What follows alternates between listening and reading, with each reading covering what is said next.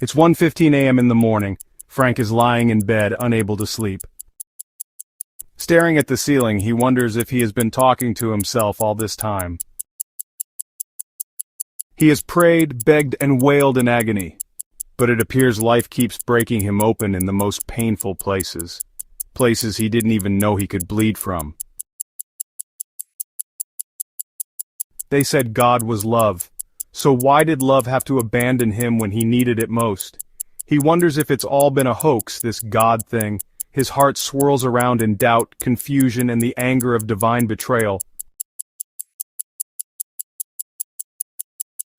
Finally, in this dark, lonely silence, he summons the courage to question his understanding of God. He asks in a barely audible but deeply felt whisper, "Is there even a God?"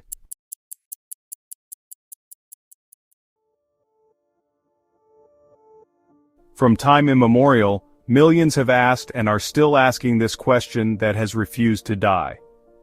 Philosophical and spiritual discourse has revolved around the question of God's existence, nature, and methods of operation in human life and creation. It does not appear an end to this exercise is in sight, but because the modern seeker should find their urgent and personal answer, we must, as a matter of duty, join this significant discussion and contribute our perhaps limited understanding. While at it, we may draw from the well of available knowledge to enrich our spiritual journey and that of those we will meet along the way. I assure you that where this road leads will shock you. Wait till the end only if you're ready for that mindset shift, a realization that has always been before you but which you never cared to entertain. Is there a God? Not the one locked in doctrines, disputed by data or argued about on social media, but, like Frank, the one you secretly hope is listening when the lights go out and the world feels too much. To broaden the scope of our discourse, let us even agree that such a being exists. If God exists, is he a man in the sky keeping score? Or is God in the silence that held you when no one else knew you were breaking? Or maybe, God is the voice that didn't answer directly but still found a way to keep you alive by sending you unexpected and unsolicited help to get you through that hopeless situation you found yourself in.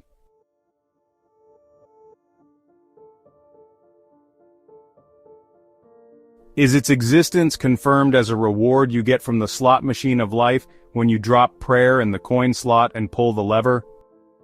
Or is God a remembering, a distant memory of your golden origins covered in layers of debris by the sandstorms of living, as you traverse life's barren terrains, like a treasure lying in wait to be uncovered, exhumed, repossessed, and re-embraced? This God question isn't just a question of religion, it's beyond that, it is an existential one. A question of reality, of meaning, of whether all this, the stars, the suffering, the soul, has an author, direction, or purpose, or is just a cosmic accident. From childhood till death we ask these questions countless times, not out of fear but wonder. There is no doubt that whenever we stare at the night sky, something stirs in us, an undeniable intuition that life is more than flesh and function. At times like that we don't ask, "Is there a God?" just to win a debate. We ask because deep down we want to know if this ache inside us has an answer.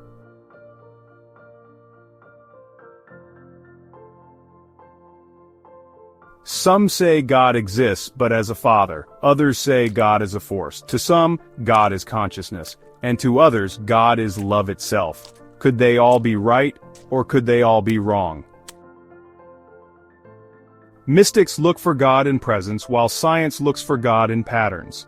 But the question remains, can something be real if it cannot be measured, only felt?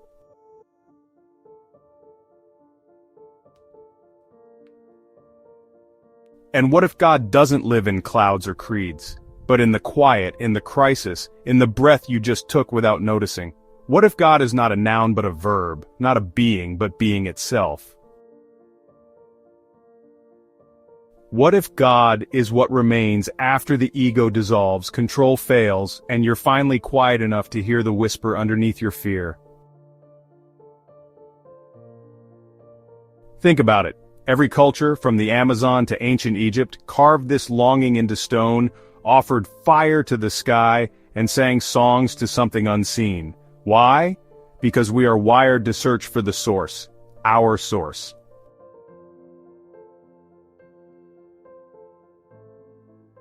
But wait a minute. Let us look at the other side of the question. What if there is no God? What if the silence isn't sacred, but empty? That is the voice of the atheist, worthy of our consideration as well, not condemnation. For we are in this search together, at least until our individual initiations into a different enlightenment take place. In defense of their skepticism, atheists point to suffering, to randomness, and to the absence of divine intervention, and they have a point. They ask, where is God in war, in famine, or in the unbearable grief of losing someone too soon? These are fair questions, ones that faith must carry with humility, not confrontation or denial. These counter-thoughts are valid and even occur within the hearts of so-called believers in times of trauma and tragedy, and if we are to master and transmute them, we can only do so with superior evidence, not censorship.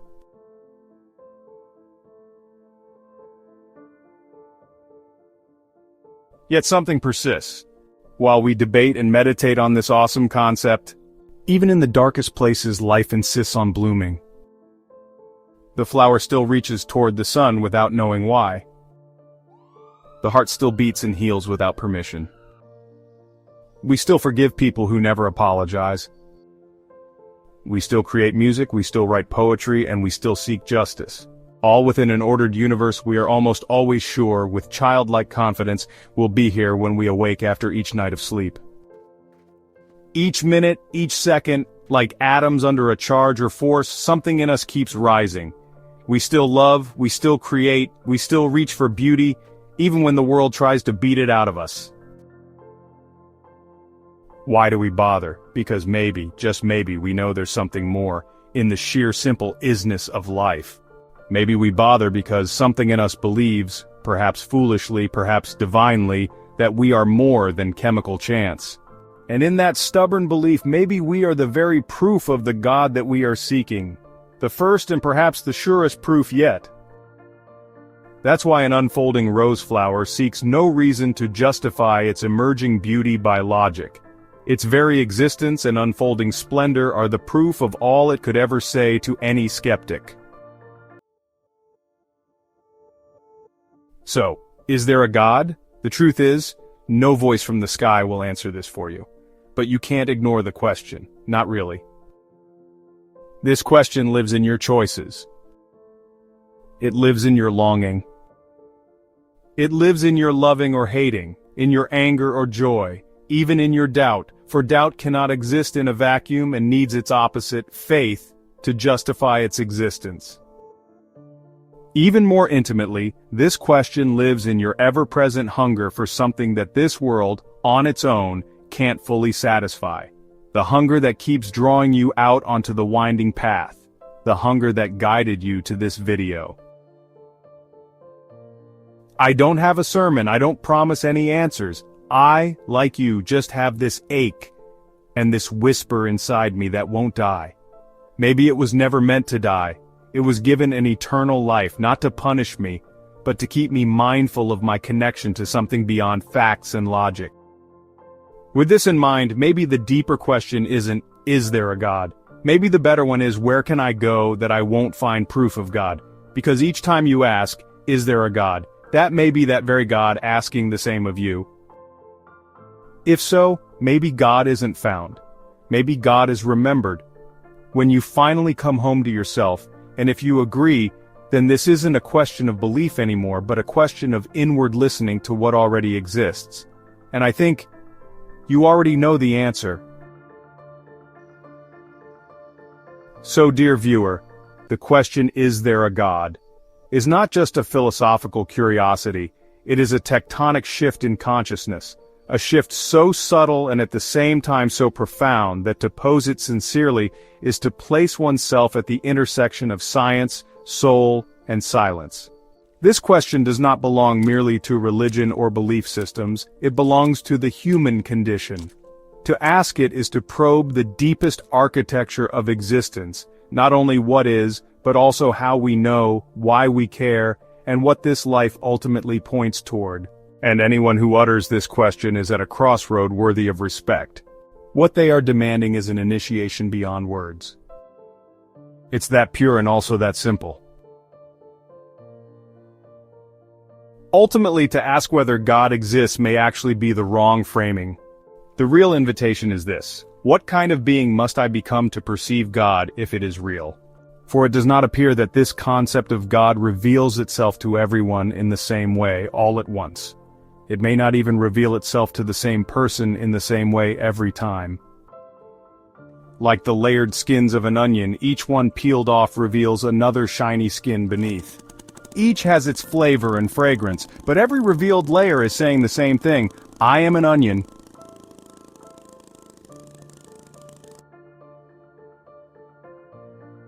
At this point of awareness, an external debate turns into an inner transformation. The sincere student recognizes that the search for God is not a hunt for facts. It's an alchemical process.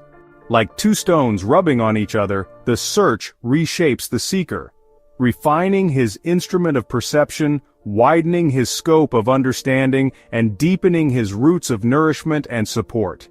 For such a soul, the search for God is no longer a light subject. It's now a doorway to an impersonal experience, not based on how to receive carnal fulfillments, but on how to unlock that which never dies. The aim isn't certainty, it's awakening. For in asking, we may not find answers, but we do find something just as powerful: the emergence of a soul personality that's finally ready to see, ready to sense the quiet pulse of inexplicable meaning beneath everything. So if you are truly ready to find the answer to this never-dying question, facts and figures may fail and fool you.